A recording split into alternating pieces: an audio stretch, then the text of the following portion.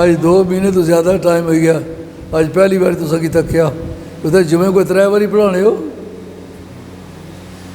اس ہم نے اس کی اتنا کیا پتہ ہے جی کوئی آیا سا یا نہیں سا آیا،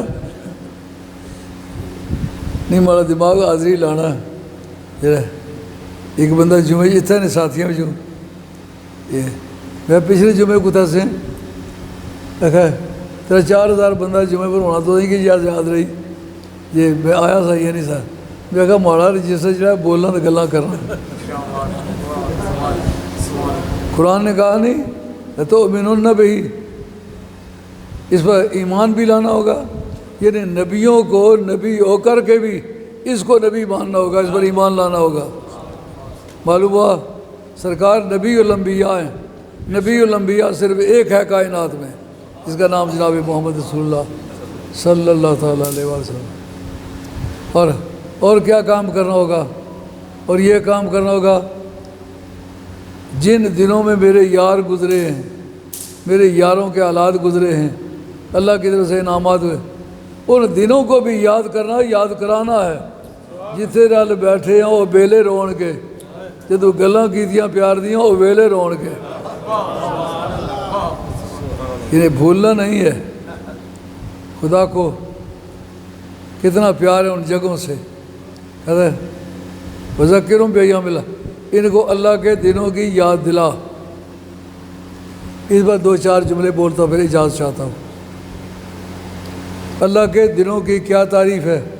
الفوز الکبیر فی اصول علم تفسیر، جس کو کہتے ہیں نا عالم ہونا، یہ تو اللہ تعالیٰ کی صفات میں سے عالم ہونا، علیم ہونا، لیکن اپنے فضل سے جس کو جتنا وہ کوئی عطا کرتا ہے۔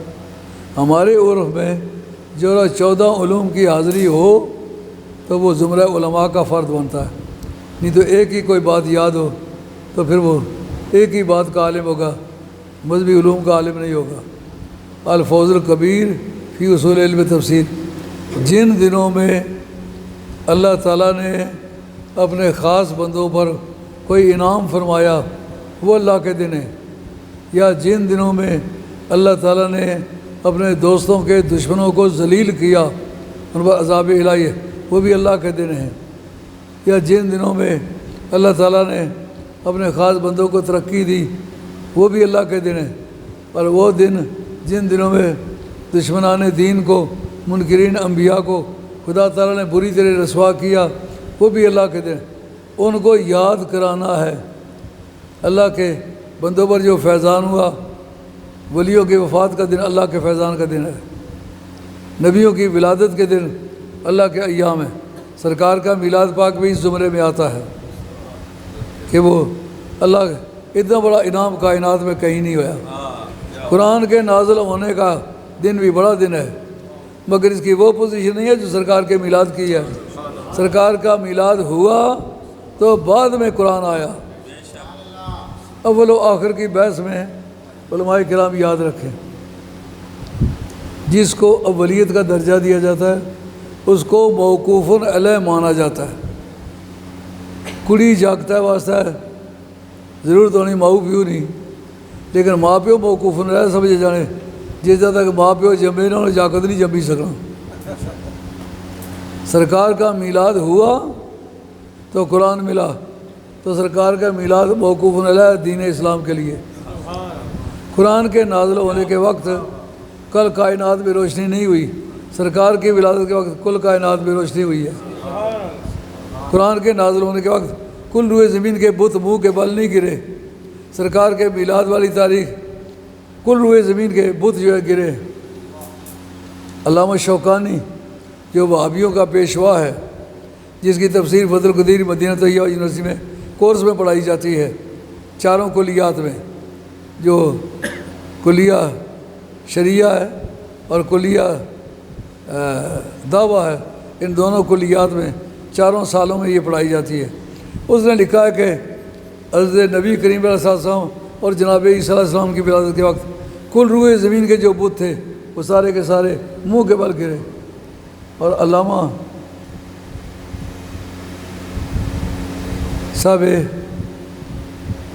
محب الدنیا صاحب ارشاد الساری شمع بخاری، وہ لکھتے ہیں، کہتے ہیں کہ صبح کے وقت سب بت گرے ہوئے تھے، اس کا مقصد یہ تھا کہ ان اللہ امر لسال عالمین اللہ یزور اللہ ذکورہ، کہ ایک تو فیصلہ یہ کیا کہ آج کل لوگ لڑکیوں کو قتل کرتے ہیں، لڑکوں کو زندہ رکھتے ہیں، آج کوئی لڑکی پیدا ہی نہیں ہو سکتی، لڑکے پیدا ہوں، اور کل روئے زمین کے کانا جتنے پوری دنیا کے بت ہیں وہ سارے کے سارے منہ کے بل گرے ہوئے تھے۔ کیوں کہ بادشاہوں کے لیے حکم تھا، آج کے بعد ظاہری اور باطنی بادشاہی کائنات میں سرکار کی ہے۔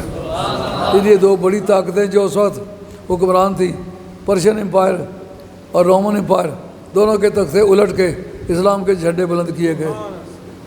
تو یہ اللہ کے دن ہیں۔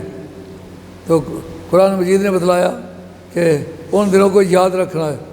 بخاری شریف باب قیام التطوع کے اندر حدیث آتی ہے جس میں سرکار وہاں گئے تو روزے ماہ رمضان میں فرض ہوئے تھے، دیکھا کہ وہ 10ویں محرم کو یہودیوں نے روزہ رکھا ہوا ہے۔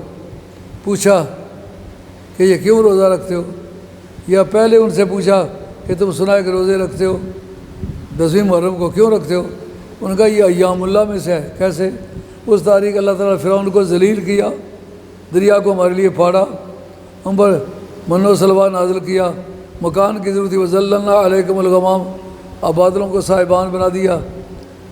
بادلوں کو صاحبان بنانا، پکا پکایا حلوہ ملنا، اور پانی کی ضرورت تھی، کُلْ نَضْرِب بِعَصَاكَ الْحَجَرَ فَانْفَجَرَتْ مِنْهُ اثْنَتَا عَشْرَةَ عَيْنًا، ایک ضرب ماری 12 چشمے پانی کے نکلے۔